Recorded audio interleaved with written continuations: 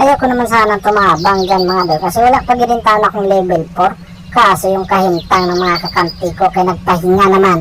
Kaya kailangan na natin tumabang kahit wala pa tayong level 4, kasi ramdam ko rin naman na sure ball na din yan.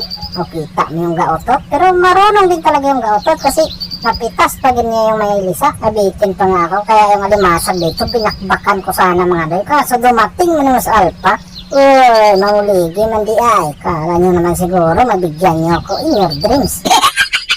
Lagi na lang itang nabunol yung mga kampi ko dito sa baba mga doy. Kaya tumabang na ako, nagtipi-tipi pa nga yung taon yung pin. Kaya pinakitaan ko rin siya ng ganon. Hindi na daw mapigilan yung predator na to. Kaya isog kayo sa mga doy. Kita mo yan, napitas yung kakampi ko.